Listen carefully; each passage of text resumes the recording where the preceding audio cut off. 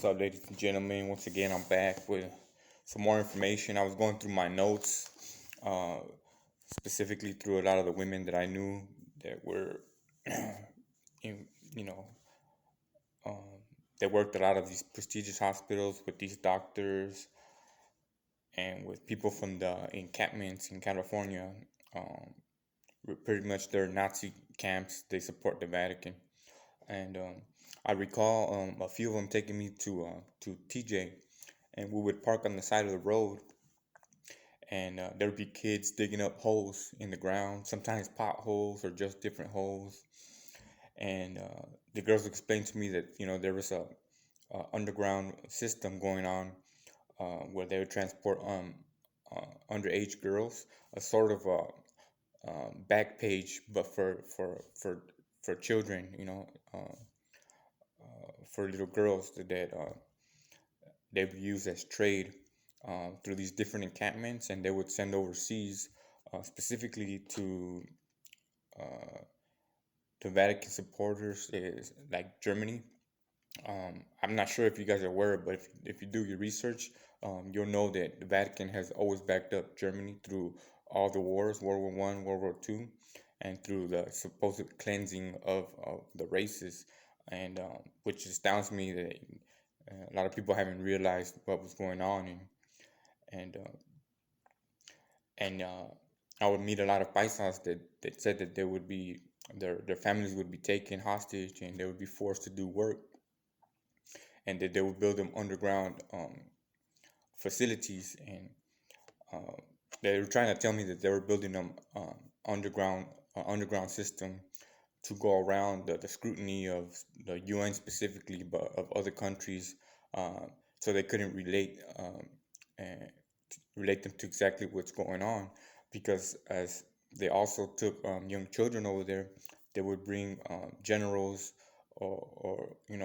high-ranking officers from the army on that side, um, and bring them over here through the underground system, and they place them in these camps all through California. So I'm 100% sure if they were ever to get raided, they're gonna find a lot of people that are here with no documentation from those lands, and to prepare a coup, not only of the United States but of other countries where a lot of us Indios are anybody who wasn't white specifically, and probably other countries, to take over their money system and have them submit it.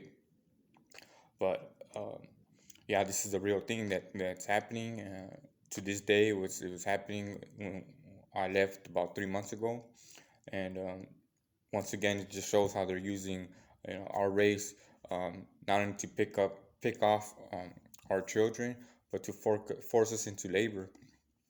And it reminds me a lot of what happened years and years ago, where the U.S. was caught supporting you know uh, militias in different countries down south in South America to disrupt their governments. And then the United States would come in as so-called saviors and help the government at hand, and create businesses. But what they would do is they would take over um, their main sources of income, and by that they would now control the people. And so this is much of like what was going on in Mexico. We got all these cartels making big money out of selling drugs, but who's enabling them? Who's making deals with them? And sometimes they might have not known it to begin with, and they got caught up, and now they're stuck supporting a cause that's killing their own people and it's taking their own children. And I'm sure at one point they would find out, and that's when the U.S. would come in and take their leadership down. But um, as it stands, Mexico, like the U.S., has plenty of land that's fruitful, that gives plants that can grow. The U.S., their main source of income was agriculture, and I always ask myself, why wasn't Mexico able to become one of the top contenders in the world, as the land is prime for agriculture? But when you have other governments involved in disrupting the peace, paying off people just to keep their mouth shut, just instead of trying to do well for others, you cause disruption, and the United States goes in and buys up the property, the land, and now this becomes a backdoor for their illegal activities. When they say that they don't have relations, they say they're putting up a wall. Well, yeah, you could put up a wall when you have an underground entrance into there, and you're playing good cop. They're playing good cop, bad cop. Like, yeah, F those guys. But at the same time, they're using them because they know that those countries, specifically like Mexico, is not under as much scrutiny from the UN as the United States is. And because of that, we're caught in the middle and being used and abused. And a lot of our children, our missing children, uh, they're getting funneled out from here to serve those sickos, the sickos needs from across the way. They call themselves religious, but in fact they're just racist under the guise of religion. And so, when I speak to you guys, I'm just trying to bring awareness to what's happening, and I'm pretty sure it's not only in California where children are are coming up missing, and uh, from what I've seen now, just in the few months that I've been here, I see they have uh,